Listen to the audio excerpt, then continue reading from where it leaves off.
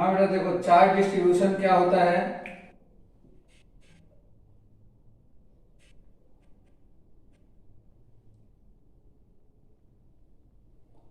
Charge distribution में हम देखेंगे कि किसी भी मेटल, किसी भी सरफेस या उस मेटल के वॉल्यूम पे किस तरीके से चार्ज का डिस्ट्रीब्यूशन होता है, इसी को हम लोग चार्ज डिस्ट्रीब्यूशन करते हैं। या किसी भी बॉडी को जब हम लोग चार्ज करते हैं तो उसमें चार्ज का डिस्ट्रीब्यूशन किस टाइप से होता है, उसको ही हम लोग क्या कहते हैं, चार्ज डिस्ट्रीब्यूशन कहते हैं। तो यहाँ पे दो टाइप के चार्ज डिस्ट्रीब्यूशन को हम लोग देख सकते हैं। पहला जो चार्ज डिस्ट्रीब्यूशन है उसको हम लोग डिसकंटिन्यूअस चार्ज डिस्ट्रीब्यूशन कर सकते हैं। Discontinuous discontinuous charge distribution.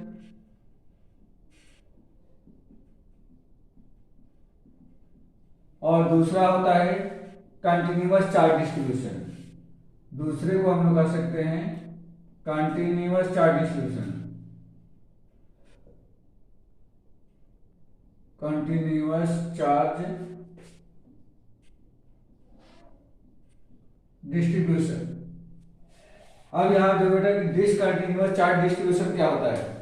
मान लो कि डिसकंटिन्यूअस चार्ज डिस्ट्रीब्यूशन का मतलब ये होता है कि कोई एक सरफेस है, इस तरह से किसी इरेगुलर शेप में है या कैसा भी है, अगर इसमें चार्ज का जो डिस्ट्रीब्यूशन है इस पूरे सरफेस के हर पॉइंट पर यदि सेम नहीं है, अगर सेम नहीं, जैसे मान लो कि हमने इस बॉडी को चार्ज किया और यहाँ पे कुछ इस तरीके दिख रहा है, इसको मैं चार्ज दिखाने का कोशिश कर रहा हूँ।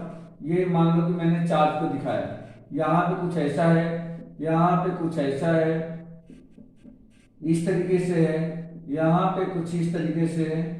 तो हर पॉइंट पर हम देख रहे हैं कि लगभग लगभग चार्ज का डिस्ट्रीब्यूशन क्या है, अनइक्वल है। ये अनइक्वल दिख रहा है, तो इस टाइप के जो डिस्ट्रीब्यूशन होगा ये क्या कहलाएगा, डिसकंटिन्यूअस चार्ज डिस्ट्रीब्यूशन कहलाएगा। ये कंटिन्यूअस चार्ज डिस्ट्रीब्यूशन नहीं है। लेकिन कंटिन्यूअस चार्ज डिस्ट्रीब्यूशन में क्या होता है, कंटिन्यूअस चार्ज डिस्ट्रीब्यूशन में ऐसा नहीं होता है। कंटिन्यूअस चार्ज डिस्ट्रीब्यूशन में किसी भी सरफेस के हर पॉइंट पर जो डिस्ट्रीब्यूशन होता है चार्ज का वह कंटिन्यूअस होता है, वह हर पॉइंट पर एक जैसा दिखता है, तो उसको हम लोग बोलते हैं कंटिन्यूअस चार्ज डिस्ट्रीब्यूशन। तो कंटिन्यूअस चार्ज डिस्ट्रीब्यूशन में हम लोग क्या देखेंगे कि इसमें तीन टाइप के चार्ज डिस्ट्रीब्यूशन को देखेंगे।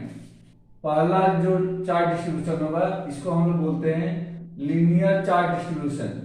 Linear charge distribution, linear charge distribution. जो दूसरा होता है उसको हम लोग बोलते हैं area charge distribution. Area charge distribution. और जो तीसरा होता है उसको हम लोग कहते हैं volume charge distribution. Volume charge distribution. इस तरीके से यह तीन टाइप के कंटिन्यूअस चार्ज डिस्ट्रीब्यूशन होता है। पहला मैंने क्या बताया, लीनियर चार्ज डिस्ट्रीब्यूशन। दूसरा एरिया चार्ज डिस्ट्रीब्यूशन, पूरे एरिया लिख लो, एरिया चार्ज डिस्ट्रीब्यूशन और वॉल्यूम चार्ज डिस्ट्रीब्यूशन। ठीक है बेटा, तो ये तीन टाइप के चार्ज डिस्ट्रीब्यूशन होते हैं।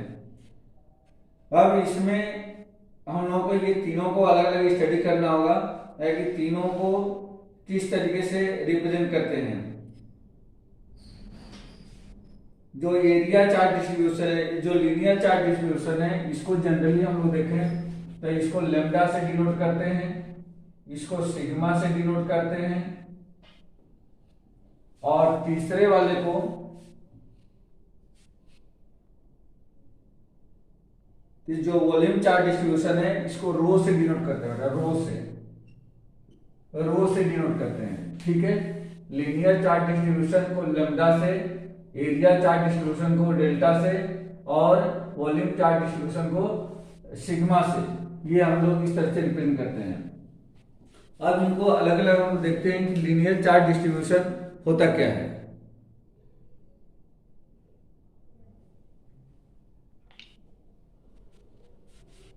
जो लीनियर चार्ज डिस्ट्रीब्यूशन होता है, अगर मान लो कि किसी वायर को या किसी रॉड को अगर उसको क्या किया जाए, किसी वायर या किसी रॉड को यदि हम चार्ज करें या किसी स्फेरिकल बॉडी को या किसी कोई एक वायर है जो कि एक सर्कल के रूप में, अगर उसको चार्ज किया जाए तो पूरा जो चार्ज होता है उसके लेंथ पे क्या होता है, इक्वली डिस्ट्रीब्यूट हो जाता है। जैसे मान लो ये हमने एक वायर लिया और इस वायर को हमने चार्ज किया, तो इस पे जो चार्ज का डिस्ट्रीब्यूशन होता है वो क्या होता है, वह चार्ज का डिस्ट्रीब्यूशन इसकी लेंथ पर यूनिफॉर्मली क्या होता है, डिस्ट्रीब्यूट हो जाता है। इसकी लेंथ पर यूनिफॉर्मली डिस्ट्रीब्यूट हो जाता है अगर कोई वायर है तो।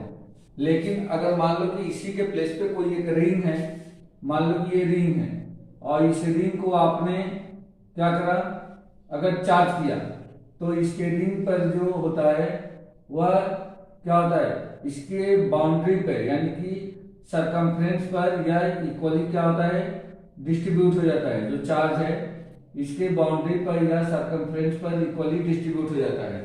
तो इसको ही हम लोग क्या बोलते हैं, या इसको हम लोग इस वाले से भी रिप्रेजेंट कर सकते हैं। पॉजिटिव चार्ज है तो ये पॉजिटिव चार्ज क्या होगा, इसके सरफेस इसके बाउंड्री पे या सरकमफ्रेंस पे इक्वली डिस्ट्रीब्यूट हो जाएगा। ये रिंग है तो इसको ही हम लोग क्या बोलते हैं, इसको कहते हैं लीनियर चार्ज डिस्ट्रीब्यूशन। ये हमारा है लीनियर चार्ज डिस्ट्रीब्यूशन, ठीक है। इसके लिए जो फार्मूला होगा वह फार्मूला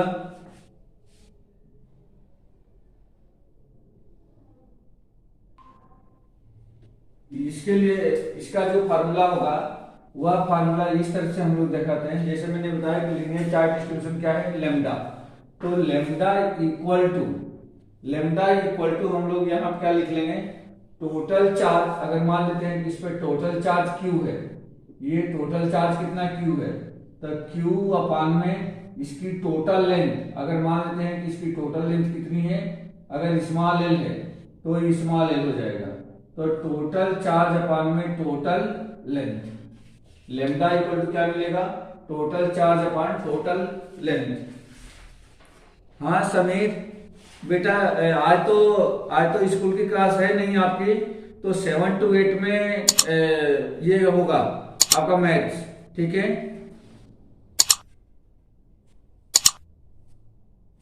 7 to 8 में मैथ्स की क्लास होगी, स्कूल की क्लास तो है नहीं आज ऑनलाइन। समीर, हाँ, तो lambda equal to total charge upon total length. इसको हम लोग इस तरीके से डिफाइन कर सकते हैं कि जो कंटिन्यूअस चार्ज डिस्ट्रीब्यूशन है, चार्ज पर यूनिट लेंथ, इसका मतलब क्या हुआ बेटा, चार्ज टोटल चार्ज और ये टोटल लेंथ अगर मैं डिवाइड करता हूं तो इसको हम लोग क्या बोलेंगे, चार्ज पर यूनिट लेंथ। तो इसका एक दूसरी डेफिनेशन हमें मिल जाएगी लीनियर चार्ज डिस्ट्रीब्यूशन की, तो charge per unit length, charge per unit length, इसको हम लोग क्या कहेंगे, is called linear charge distribution, linear charge distribution ये कहा जाएगा। तो charge per unit length is called linear charge distribution.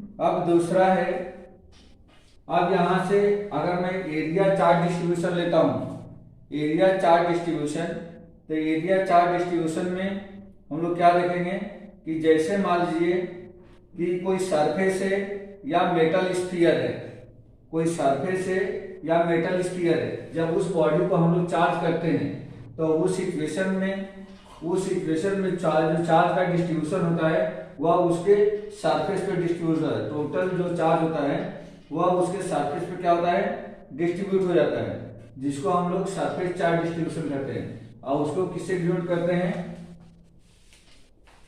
Sigma से। तो देखिए अगर दूसरे को हम लोग रिप्रेजेंट करें तो सेकंड है आपका एरिया चार्ज डिस्ट्रीब्यूशन। सेकंड को मैं बता रहा हूं एरिया चार्ज डिस्ट्रीब्यूशन।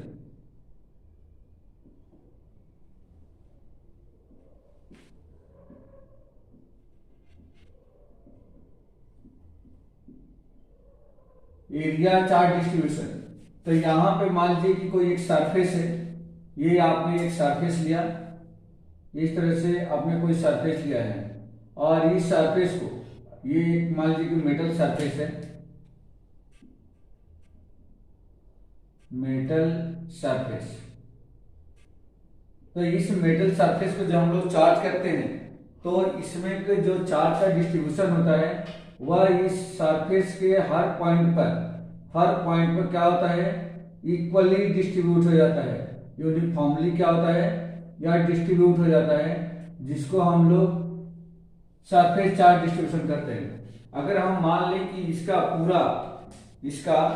पूरा जो है एरिया, अगर पूरी एरिया कितनी हो, यदि ये हो, तो उस सिचुएशन में जो इस पे टोटल चार्ज डिस्ट्रीब्यूशन होगा या जिसको हम लोग एरिया चार्ज डिस्ट्रीब्यूशन कहेंगे डेल्टा, तो डेल्टा इक्वल टू कितना हो जाएगा, टोटल चार्ज। मान लेते हैं कि इस पे टोटल चार्ज कितना है, क्यू है, और इसकी टोटल एरिया यदि ये है तो एरिया चार्ज डिस्ट्रीब्यूशन से डेल्टा इक्वल टू क्या हो जाएगा, total charge upon total area. मतलब कि total charge per unit area क्या कहलाएगा, charge per unit area is called area charge distribution. और सेम वैसे ही अगर ये मान लो कि ये कोई मेटल स्फीयर है, ये क्या है, मेटल स्फीयर, इस पर ये रिंग नहीं है, पहले वाले में रिंग था, अभी क्या हो गया, मान लीजिए कि कोई मेटल स्फीयर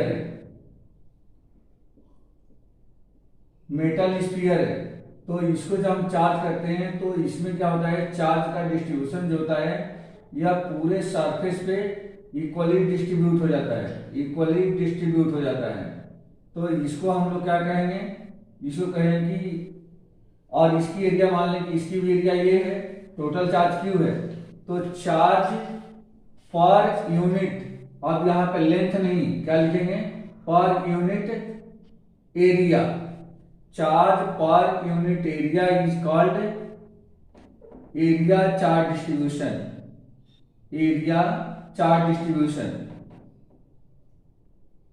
क्या कहा जाएगा, charge per unit area is called area charge distribution.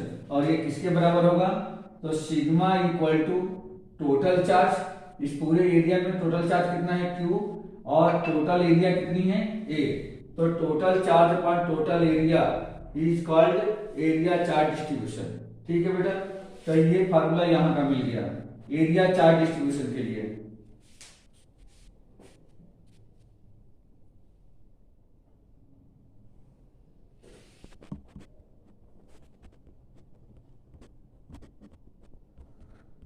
अब इसके बाद हम लोग देखेंगे लास्ट में जिसको हम लोग वॉल्यूम चार्ज डिस्ट्रीब्यूशन कहते हैं, वॉल्यूम चार्ज डिस्ट्रीब्यूशन।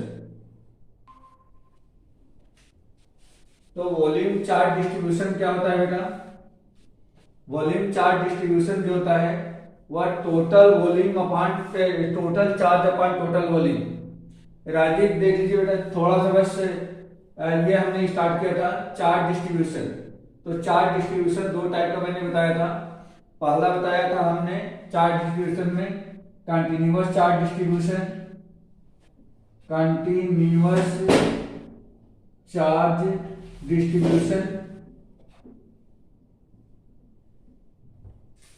और दूसरा हमने बताया था डिसकंटिन्यूअस। पहला बताया था डिसकंटिन्यूअस चार्ज डिस्ट्रीब्यूशन और दूसरा बताया था कंटिन्यूअस चार्ज डिस्ट्रीब्यूशन। ये दो मैंने बताया। डिसकंटिन्यूअस चार्ज डिस्ट्रीब्यूशन क्या होता है, मान लीजिए कोई सी सरफेस पे यदि चार्जेस का डिस्ट्रीब्यूशन हर पॉइंट पर कुछ अलग अलग नजर आता है, अगर चार्ज किया जाए और अलग अलग पॉइंट पे अलग अलग चार्जेस हों तो इसको हम लोग डिसकंटिन्यूअस चार्ज डिस्ट्रीब्यूशन कहते हैं। कंटिन्यूअस चार्ज डिस्ट्रीब्यूशन क्या होता है, तो यदि पूरे सरफेस पर या पूरे सरफेस के हर पॉइंट पर चार्ज का डिस्ट्रीब्यूशन सेम हो तो इसको कंटिन्यूअस चार्ज डिस्ट्रीब्यूशन कहते हैं। कंटिन्यूअस चार्ज डिस्ट्रीब्यूशन में पहला है लीनियर चार्ज डिस्ट्रीब्यूशन, दूसरा है एरिया चार्ज डिस्ट्रीब्यूशन, तीसरा है volume charge distribution. Linear charge distribution में मैंने बताया कि यदि किसी कंडक्टर को या वायर को लेंथ के रूप में दिया गया है, किसी वायर को या किसी रिंग को, वायर या किसी रिंग को चार्ज किया जाए तो इसका जो टोटल चार्ज होता है वह इसकी लेंथ पर क्या होता है, इक्वली या यूनिफॉर्मली डिस्ट्रीब्यूट हो जाता है। ये यूनिफॉर्मली डिस्ट्रीब्यूट हो जाता है। रिंग अगर रिंग है तो इसके सरफेस पे आ जाए, उस पे सरकमफ्रेंस पे आ जाता है, और यदि वायर है तो इसकी लेंथ पे आ जाता है। अगर इसकी टोटल लेंथ L हो और इस पे टोटल चार्ज यदि Q हो तो उस सिचुएशन में इसको लेमडा से डिनोट करते हैं, और लेमडा इक्वल टू होता है Q अपान में L। ये इसका फार्मूला मिल जाता है, लेमडा इक्वल टू Q अपान में L। इसको हम लोग दूसरे तरीके से डिफाइन कर सकते हैं, charge per unit length. Charge per unit length is called linear charge distribution. ठीक है, दूसरा मैं यहाँ पे डिस्कस कर रहा हूँ एरिया चार्ज डिस्ट्रीब्यूशन को। एरिया चार्ज डिस्ट्रीब्यूशन क्या होता है, यदि मान लीजिए कि कोई हमने एक मेटेलिक सरफेस लिया है या मेटेलिक स्फीयर लिया है, मेटेलिक स्फीयर लिया है, ठीक है, तो जब इसको हम लोग चार्ज करते हैं तो इसका जो टोटल जो चार्ज होता है इस स्फीयर के या सरफेस के हर पूरी एरिया पे क्या होता है, इक्वली डिस्ट्रीब्यूट हो जाता है। तो अगर मैं मान लूं कि टोटल चार्ज A है और टोटल एरिया A है, तो उस सिचुएशन में सिग्मा इक्वल टू, इसको सिग्मा, सॉरी हाँ बेटा ये सिग्मा है, ये इसको सिग्मा से रिप्रेजेंट करें, सिग्मा से, तो सिग्मा इक्वल टू होता है total charge upon total area, total charge upon total area. तो ये इसका मतलब क्या हो गया, charge per unit area is called area charge distribution. तो इसके लिए फार्मूला मिल गया sigma equal to Q upon A। तो आप यहां पे लिख सकते हैं सिग्मा इक्वल टू होता है Q अपान A, जिसको एरिया चार्ज डिस्ट्रीब्यूशन कहा जाता है। अब आते हैं हम लोग थर्ड वाले पे। थर्ड क्या है, तो ये वॉल्यूम चार्ज डिस्ट्रीब्यूशन होता है, वॉल्यूम चार्ज डिस्ट्रीब्यूशन। तो वॉल्यूम चार्ज डिस्ट्रीब्यूशन में क्या होता है, जैसे मान लीजिए कि इसमें कोई एक आपने डिस्क ले लिया है या नॉन मेटेलिक, इसमें नॉन मेटेलिक की बात करते हैं, ये कंडक्टिंग है और यहाँ पे नॉन कंडक्टिंग होगा, ये नॉन कंडक्टिंग है, इसको भी आप कंडक्टिंग कहोगे, ये कंडक्टिंग है, कंडक्टिंग, ये इंपॉर्टेंट है इसमें, यहां भी ये कंडक्टिंग होगा, कंडक्टिंग। बट इसमें क्या होता है कि नॉन कंडक्टिंग हम लोग लेते हैं, नॉन कंडक्टिंग मान लीजिए कि कोई भी बॉडी है, नॉन कंडक्टिंग बॉडी है या नॉन कंडक्टिंग स्फीयर है, नॉन कंडक्टिंग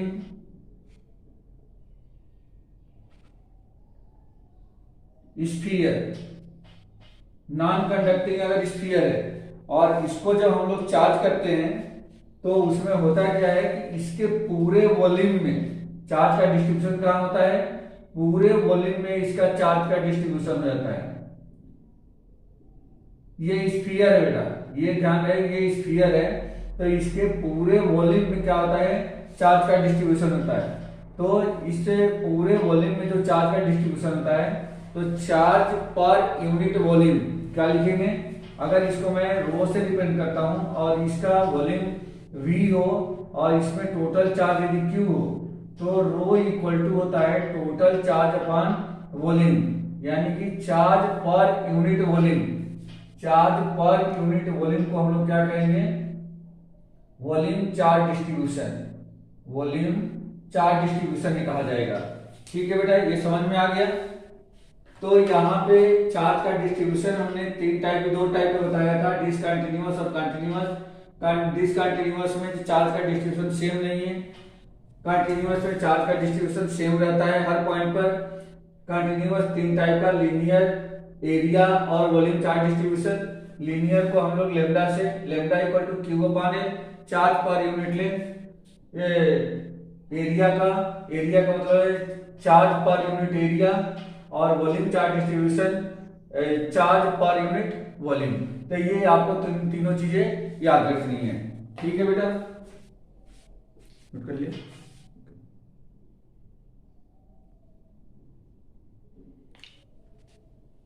इसके बाद देखिए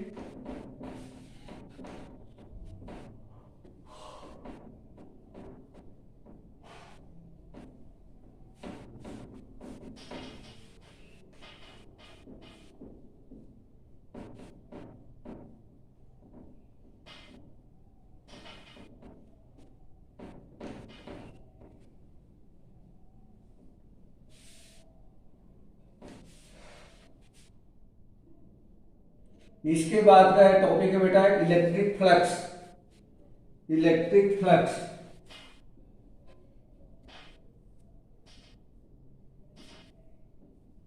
इलेक्ट्रिक फ्लक्स इसको हम लोग डिनोट करते हैं फाई से। इलेक्ट्रिक फ्लक्स को हम लोग डिनोट करते हैं फाई से। इलेक्ट्रिक फ्लक्स होता क्या है? The total number of electric field,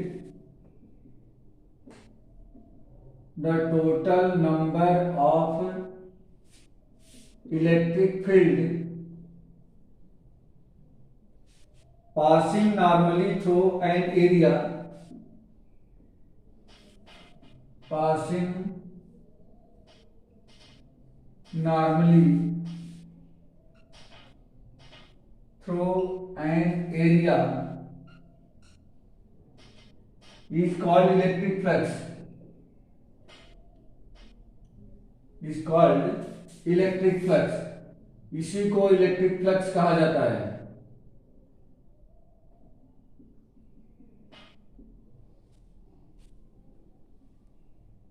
electric flux related to that area, related to that area. तो इसको अगर ऐसे नहीं समझ में आया तो इसको दूसरी लैंग्वेज में भी हम लोग समझ सकते हैं। इलेक्ट्रिक फ्लक्स का मतलब ये होता है कि ये कह रहा है कि टोटल इलेक्ट्रिक फील्ड किसी सरफेस के नॉर्मली कुल कितना पास करती है, उसको ही हम लोग इलेक्ट्रिक फ्लक्स कहते हैं।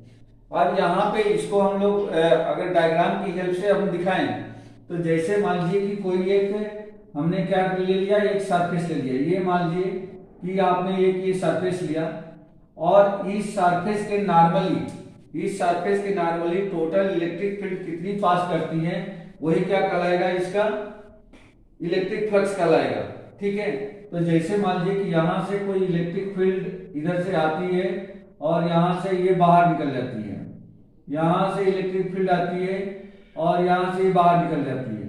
तो इसको ही हम लोग क्या करते हैं, इसको हम लोग कहेंगे कि ये इलेक्ट्रिक फ्लक्स, जितनी ज्यादा इलेक्ट्रिक फील्ड लाइंस इससे पास करेगी नॉर्मली इस सरफेस से, उसको हम कहेंगे कि वह इलेक्ट्रिक फ्लक्स है। अब ये हम चेक करते हैं कि इलेक्ट्रिक फ्लक्स जो है किन किन बातों पे डिपेंड करता है। तो किन किन बातों पे डिपेंड करता है, इसके लिए सबसे पहला है, इसी को मैं पहला बनाता हूं। सबसे पहला है कि किसी भी सरफेस से कुल कितनी इलेक्ट्रिक फील्ड लाइंस पास करती है। मतलब यहां हो गया कि जो यहाँ पे फाई होगा, इलेक्ट्रिक फ्लक्स होगा, वह डिपेंड करता है डायरेक्टली प्रोपोर्शनल किसके होता है, इलेक्ट्रिक फील्ड के।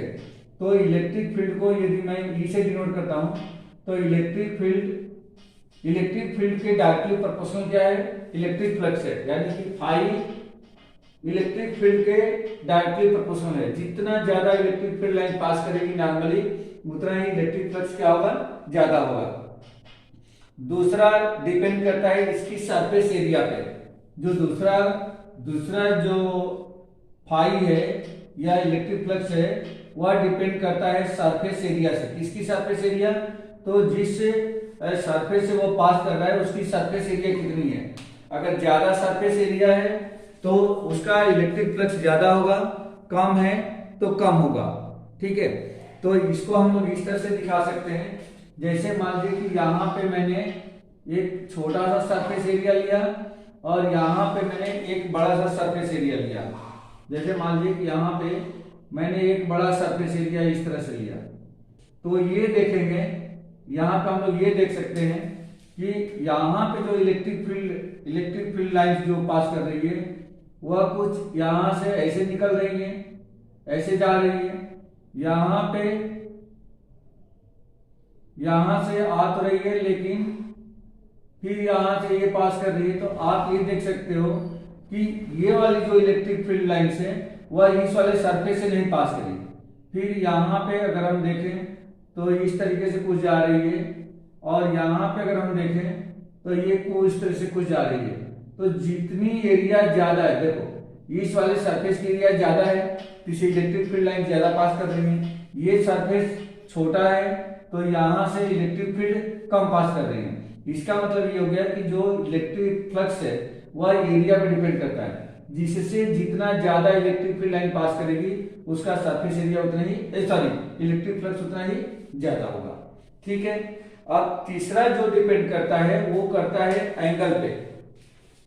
जो थर्ड पॉइंट है, थर्ड पॉइंट उस पे फाई जो है ये डिपेंड करता है किस पे, ये कॉस ऑफ थीटा पे, मतलब कुल मिलाकर थीटा पे डिपेंड करता है, या इसको हम लोग थीटा ही कहें, थीटा ना लिखें, कॉस थीटा ही लिखना पड़ेगा। Phi proportional to theta. अब इसका मतलब क्या है? इसका मतलब ये है कि जैसे मान लीजिए कि ये इलेक्ट्रिक फील्ड लाइंस है, इस तरह से ये इलेक्ट्रिक फील्ड लाइंस है, और इस पे आपने क्या करा, यहाँ पे आपने एक सरफेस लिया, ये सरफेस लिया, ऐसा सरफेस लिया आपने। अब यहाँ पे देखो इस सरफेस का जो थीटा होता है एंगल, वह एंगल किसके किसके बीच का होता है? तो इलेक्ट्रिक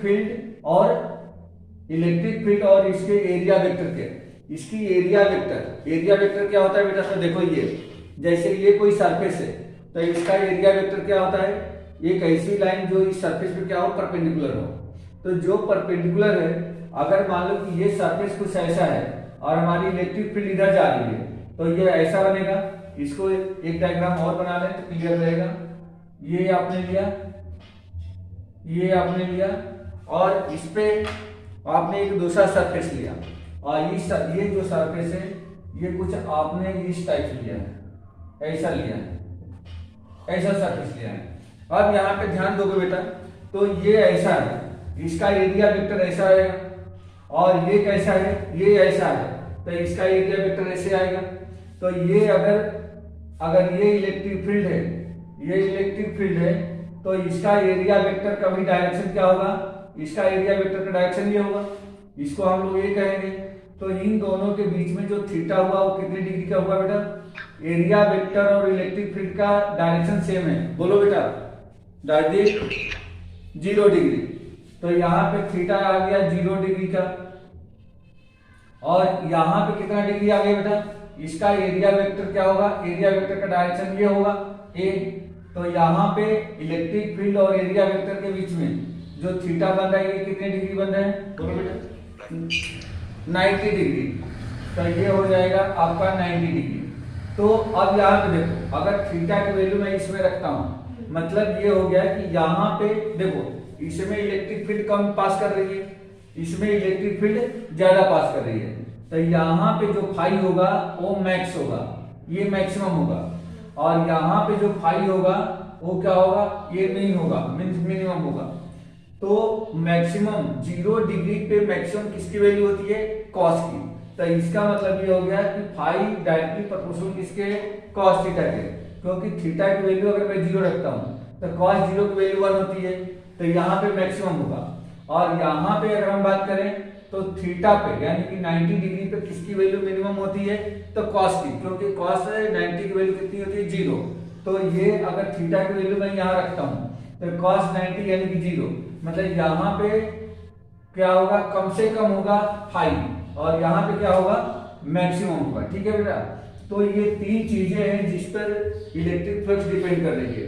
और इनको फार्मूले के रूप में यदि लिखें तो देयरफॉर फाई इक्वल टू क्या मिल रहा है बेटा? Sorry, phi is directly proportional to electric field area and cos theta. ये हमने इसको यहां से अरेंज कर लिया। तो phi is directly proportional to electric field area and cos theta. अगर इसको मैं इक्वल टू साइन में चेंज करता हूं, यहाँ पे एक कांस्टेंट आएगा और उस कांस्टेंट की वैल्यू 1 होती है, तो ये आपको मिल गया phi equal to E A cos of theta. ठीक है, फाई की वैल्यू क्या मिल गई, E A cos of theta. तो इस तरह से ये आपके लिए एक फार्मूला मिल गया इलेक्ट्रिक फ्लक्स का। या इसको हम लोग और क्या लिख सकते हैं, ई ए कॉस थीटा को क्या डॉट प्रोडक्ट के रूप में लिखा जा सकता है क्या, ई डॉट ए, क्योंकि ए डॉट बी का क्या होता है, ए बी कॉस थीटा। तो यहाँ पे ई ए कॉस थीटा को phi equal to E dot A लिखा जा सकता है। अब आप जानते ही हो कि किसी भी दो वेक्टर का जो डॉट प्रोडक्ट होता है क्या होता है, एक स्केलर होता है। तो इसका मतलब ये हो गया कि जो यहाँ पे फाई है या इलेक्ट्रिक फ्लक्स है वह कौन सी क्वांटिटी है, स्केलर क्वांटिटी है। Where phi is a scalar quantity या एक स्केलर क्वांटिटी है। तो इस तरह से हम लोगों ने इलेक्ट्रिक फ्लक्स क्या होता है इसको डिस्कस किया। ठीक है बेटा, राजदीप। Yes sir. हाँ बेटा, क्लियर हो रहा है ना सर? बस फर्स्ट वाला थोड़ा डाउट है सर। कौन सा फर्स्ट वाला, ये वाला उसका फोटो सेंड कर देंगे ना, ये वाला सर चार्ज डिस्ट्रीब्यूशन वाला। अच्छा, चार्ज डिस्ट्रीब्यूशन वाला। ठीक है ठीक है ठीक है, उसको अभी बात कर लेते हैं। हाँ बेटा बोलो ना, चार्ज डिस्ट्रीब्यूशन में क्या डाउट है, बोलो। सर आप उसकी फोटो सेंड कर देना, मैं आपको कल बोलूंगा। हाँ ठीक है, फोटो चला जाएगा। ठीक है बेटा, ओके, हो गया सब ठीक है।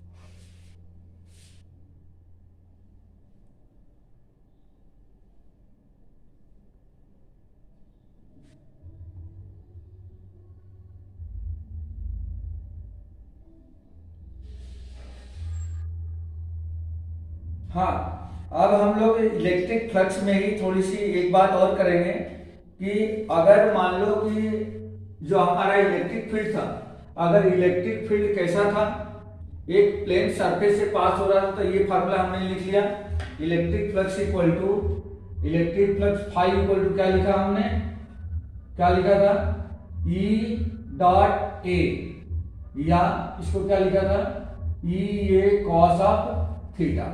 ये हमने इलेक्ट्रिक फ्लक्स लिख लिया था। लेकिन अगर मान लो कि ये सरफेस जो है, अगर प्लेन सरफेस ना होकर के कोई रफ सरफेस हो, उस सिचुएशन में ये फाई हम लोग इलेक्ट्रिक फ्लक्स कैसे फाइंड आउट करेंगे। तो फॉर नॉन यूनिफॉर्म सरफेस, अगर इसके लिए हम बात करें, फॉर नॉन यूनिफॉर्म सरफेस,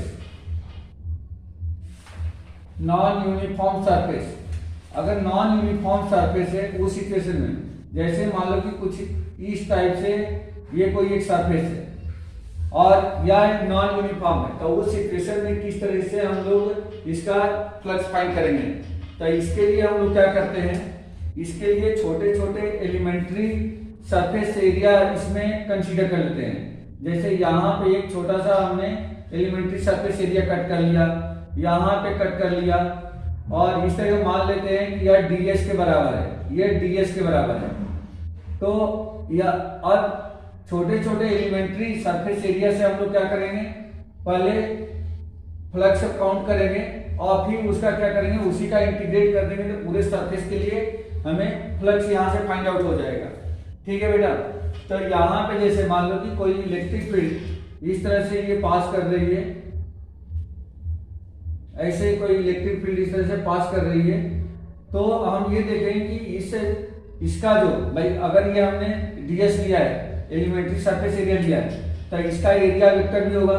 तो इसका एरिया वेक्टर मान लेते हैं कि ये है, ये इसका एरिया वेक्टर है।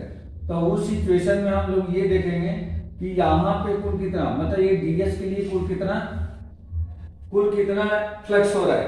तो जितना भी फ्लक्स होगा उसको हम क्या करेंगे, इसका इंटीग्रेट करेंगे। तो फार्मूला यही यूज करेंगे बेटा। देखो E डॉट ए, तो ये की जगह पे ये एरिया था, मैंने अब यहाँ पे क्या ले रखा है, ds ले रखा है। यहाँ पे हमने इस बार ds ले रखा है। तो यहाँ पे इसके लिए क्या हो जाएगा, फाई इक्वल टू, इसको हम लोग लिख लेंगे इंटीग्रेशन और E डॉट ए, तो यहाँ लिख लेंगे E डॉट ds ले लेंगे। तो ये आपको मिल जाएगा। अच्छा, ये पूरे के लिए चाहिए, तो पूरे के लिए क्लोज बताने के लिए हम क्या करेंगे, यहाँ पे एक सर्कल बनाते हैं। इसको हम पढ़ते हैं integration over close, integration over close. या पूरे सरफेस के लिए ऐसा भी लिखा जा सकता है, पूरे सरफेस के लिए जो फाई होगा वह integration over close E dot ds, या ये हो जाएगा आपका integration over close E ds cos of theta. ये आपको फार्मूला मिल जाएगा। ठीक है बेटा, ये नॉन यूनिफॉर्म सरफेस के लिए, ये नॉन यूनिफॉर्म सरफेस के लिए है। अब इसमें एक चीज और हम लोगों को देखना होगा, यहाँ पे इनका डायरेक्शन साइन क्या होता है। मतलब कि यहाँ से क्या हो रही है कि इलेक्ट्रिक फील्ड लाइंस यहाँ से पास कर रही है, और वही इलेक्ट्रिक फील्ड लाइंस यहाँ से क्या कर रही है, आउट भी हो रही है। मतलब इलेक्ट्रिक फील्ड लाइन जो पास करती है वो आउट भी हो रही है। एक मिनट के लिए इसको ओपन, ये निकल रहा है। तो जैसे मान लो कि इलेक्ट्रिक फील्ड लाइन इस तरीके से पार इंटर कर रही है, और फिर यहाँ से क्या हो रही है, ये इलेक्ट्रिक फील्ड लाइन यहाँ से आउट हो रही है। तो यहाँ पे अगर हम बात करें कि इस सरफेस का एरिया वेक्टर कितना है, कौन सा है, तो इसकी एरिया वेक्टर को दिखाने के लिए मैंने ये एरिया वेक्टर बता दिया, ये इसका एरिया वेक्टर है। अब उस सिचुएशन में एंगल की जब बात करेंगे, तो एरिया वेक्टर और इलेक्ट्रिक फील्ड के बीच का जो एंगल है वह यहाँ पे थीटा है, और ये यहाँ पे थीटा है। यहाँ का जो थीटा होता है वह थीटा इज ग्रेटर देन π/2 होता है। यहाँ का जो एंगल होता है वह π/2 से बड़ा होता है, और यहाँ का जो थीटा होता है वह लेस देन π/2 होता है। अब देखो बेटा, अगर थीटा की वैल्यू 90 डिग्री से बड़ी है, तो आप जानते हो कि थीटा यदि 90 डिग्री से बड़ा हो तो cos थीटा की वैल्यू क्या होती है, निगेटिव होती है। cos थीटा क्या होता है, निगेटिव होता है। तो देखो बेटा, अगर इस cos थीटा की वैल्यू निगेटिव हो जाएगी तो यहाँ का फाई क्या आएगा, निगेटिव आएगा। और यहाँ पे इस वाले सिरे पे अगर थीटा की वैल्यू 90 से छोटा है, तो 0 से लेकर के 90 के बीच में जो cos होता है वो क्या होता है, पॉजिटिव होता है। तो यहाँ पे क्या होगा, यहाँ पे पॉजिटिव होगा। इसका मतलब ये हो गया कि जहां से इलेक्ट्रिक फील्ड लाइंस इंटर कर रही है, मतलब इंटर करते समय वहां का जो मैग्नेटिक फ्लक्स है वो क्या होता है, पॉजिटिव होता है। हाँ सॉरी, निगेटिव होता है। हाँ, यहाँ का जो मैग्नेटिक फ्लक्स है वो क्या होता है, निगेटिव होता है। इलेक्ट्रिक फ्लक्स निगेटिव होता है, और यहाँ पे जो इलेक्ट्रिक फ्लक्स होगा फाई, वो क्या हो जाएगा, वह पॉजिटिव हो जाएगा। तो यहाँ का इलेक्ट्रिक फ्लक्स जो है ये पॉजिटिव कहलाएगा। मतलब ये हो गया कि इंटरिंग के समय निगेटिव, और जहां से आउट हो रही है उसे वहां पे क्या होगा, फ्लक्स पॉजिटिव होगा। ठीक है, तो ये भी हमें ध्यान रखना है। किसी भी सरफेस में जब इलेक्ट्रिक फील्ड लाइंस इंटर करती है तो इंटर करते समय इलेक्ट्रिक फ्लक्स निगेटिव, और आउट होते समय इलेक्ट्रिक फ्लक्स पॉजिटिव होती है।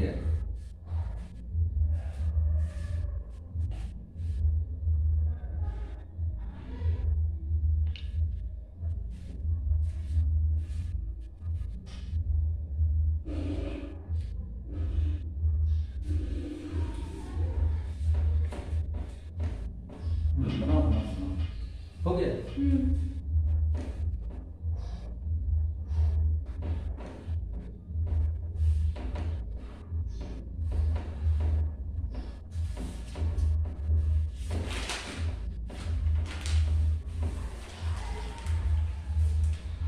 नेक्स्ट अपना टॉपिक है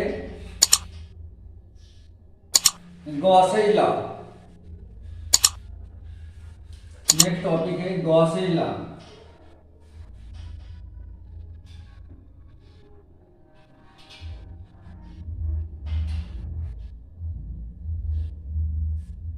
गॉसेज लॉ क्या है?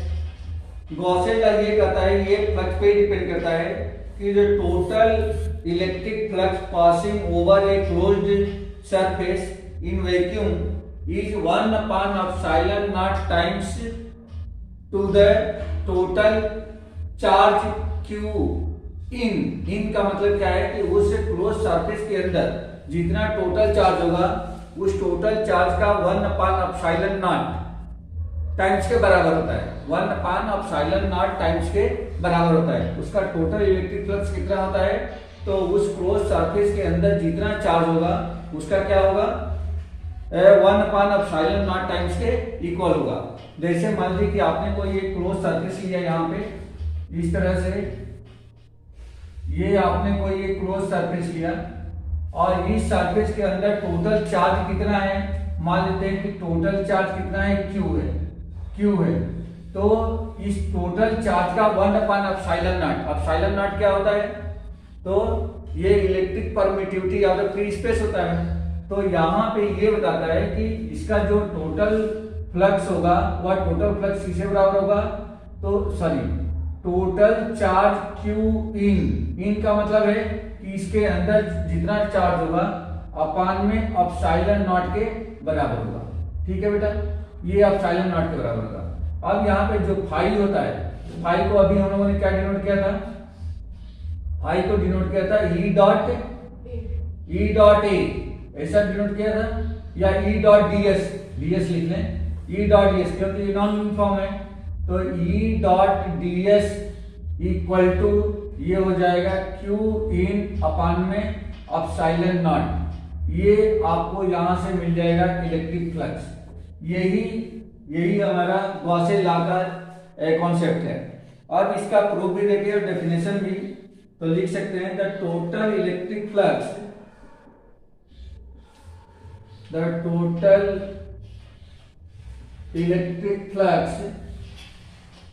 passing over a closed surface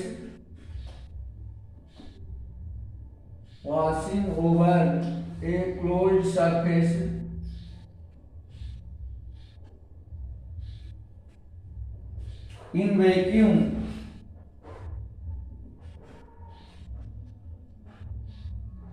is 1 upon epsilon naught times of total charge of closed surface, total charge of closed surface, closed surface का जितना टोटल चार्ज होता है उस टोटल चार्ज का 1 upon epsilon naught टाइम्स क्या होता है?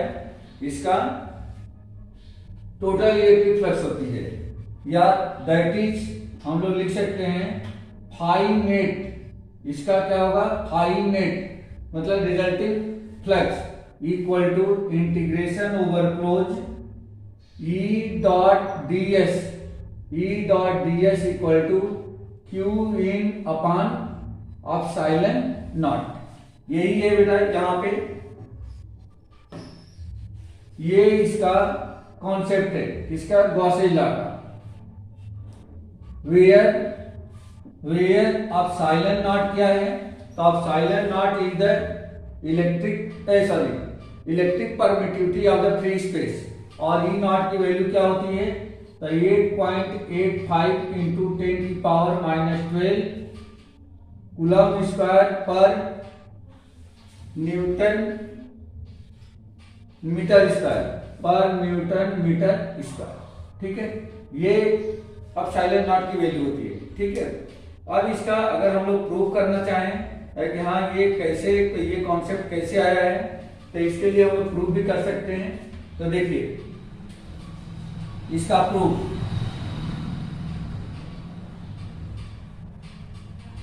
मान लीजिए कि मैंने एक सर्कुलर डिस्क ले लिया है, एक सर्कुलर डिस्क लिया यहाँ पे, ये सर्कुलर डिस्क लिया और इसके या ये जो है इसका सेंटर है, ये इसका सेंटर है। अगर इसके सेंटर पे मान लीजिए कि हमने एक क्यू चार्ज रखा है, पॉजिटिव क्यू चार्ज रखा है। अब हमें देखना है कि यह कुल कितना इस पर कुल कितना इलेक्ट्रिक फ्लक्स है। तो इलेक्ट्रिक फ्लक्स कैलकुलेट करने के लिए जैसा कि आप जानते हैं कि इलेक्ट्रिक फील्ड जो होता है, इलेक्ट्रिक फील्ड पॉजिटिव चार्ज से क्या होती है, रेडियली आउटवर्ड होती है। तो इसका इलेक्ट्रिक फ्लक्स इस तरीके से रेडियली क्या होगा, आउटवर्ड होगा, रेडियली आउटवर्ड होगा क्योंकि ये पॉजिटिव चार्ज है। अब यहाँ पे मैंने क्या करा, यहाँ पे एक छोटा सा एलिमेंट्री एरिया कंसीडर कर लिया, ये एलिमेंट्री एरिया कंसीडर किया हमने। ये तो है इलेक्ट्रिक फील्ड और इसका जो सरफेस एरिया होगा, सरफेस एरिया ये एरिया वेक्टर, वह एरिया वेक्टर इसके परपेंडिकुलर होगा।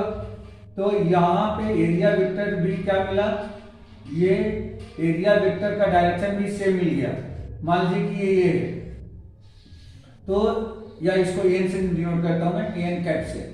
तो यहाँ पे थीटा इक्वल टू कितना हो गया बेटा, 0 डिग्री मिल गया। और इस तरह से थीटा अगर 0 डिग्री मिल गया तो यहाँ पे इलेक्ट्रिक फील्ड इक्वल टू क्या होता है बेटा, here electric field E equal to क्या लिखोगे आपको, 1/4 pi epsilon naught into Q upon में आर स्क्वायर, यही होता है ना, ये इलेक्ट्रिक फील्ड होता है। और यहाँ पे यदि हम फाइंड आउट करें कि इसकी total surface, total electric flux कितना होगा, तो टोटल इलेक्ट्रिक फ्लक्स के लिए हम लोग लिखेंगे फाई इक्वल टू क्या लिखते हैं, phi equal to integration over close E dot D S, यही लिखेंगे। तो E dot D S equal to कितना हो जाएगा, बोलो, ई डॉट डी एस को integration over close E D S cos of theta, ये लिखा जा सकता है। थीटा की वैल्यू कितनी हो जाएगी बेटा, बता दो, थीटा इक्वल टू 0 डिग्री है, तो इसमें अगर मैं 0 पुटअप कर देता हूं तो ये मिल जाएगा आपको, ई बाहर कर दिया इलेक्ट्रिक फील्ड को, और ये कितना हो गया, ई ds बन जाएगा, क्योंकि cos थीटा कितना हो गया, cos 0 इक्वल टू हो गया 1, तो cos 0 इक्वल टू 1 मिल गया। तो ये आपको ऐसा आ गया। अब यहाँ पे इसका इंटीग्रेशन कितना होगा, तो ई इंटू क्या मिलेगा हमें, इसका इंटीग्रेशन सरफेस एरिया मिल जाएगा, यस मिलेगा। अब ये बताओ कि अगर ये एक स्फीयर है तो इसकी सरफेस एरिया कितनी होती है बेटा, इसकी सरफेस एरिया कितनी होती है, सरफेस, हाँ, एरिया ऑफ स्फीयर ये होता है आपका 4 पाई आर स्क्वायर, ठीक है। तो आप इस एस को रिप्लेस कर दो किससे, 4 पाई आर स्क्वायर से, तो E into 4 pi R square ये मिल गया। अब ई की वैल्यू, ई इक्वल टू कितना है, 1/4 pi epsilon naught into Q upon R square, तो ये हो जाएगा ई की प्लेस पे रिप्लेस करेंगे 1/4 pi epsilon naught into Q upon में आर स्क्वायर, इनटू में ये 4 पाई आर स्क्वायर, 4 पाई से 4 पाई कैंसिल हो गया, आर स्क्वायर से आर स्क्वायर कैंसिल हो गया, क्या आ गया, टोटल चार्ज अपान में एप्सिलॉन नॉट, ठीक है। तो देखो बेटा यहाँ पे चार्ज हमने क्या लिया था, यहाँ पे चार्ज लिया था Q, अच्छा ये R कहाँ से है, तो R को हम मान लेंगे कि इसकी रेडियस है, क्या है बेटा, इस स्फीयर की रेडियस है।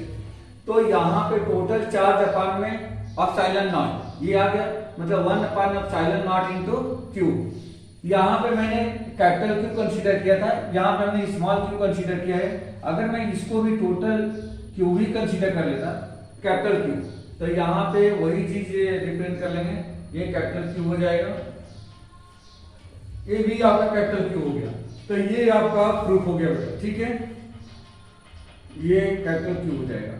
तो यहाँ पे हम लोगों ने क्या फाइंड आउट कर लिया, therefore phi equal to integration over close E dot D S equal to, ये हमने फाइंड आउट कर लिया Q इन अपान में एप्सिलॉन नॉट, ठीक है, यही है हमारा गॉसियन लॉ। क्लियर हो गया बेटा, ये समझ में आ गया, ये इस चैप्टर का इंपॉर्टेंट एक कॉन्सेप्ट है। राजदीप, यस सर, ठीक है, तो ये गॉसियन लॉ हमने पढ़ लिया, इससे कुछ एप्लीकेशन भी एक दो हम लोग करेंगे, और शायद कल ये चैप्टर का कुछ एंड हो जाएगा, फिर उसके बाद से एक दिन में इसका एमसीक्यू ओवर, ठीक है। तो आज की क्लास में बस इतना ही।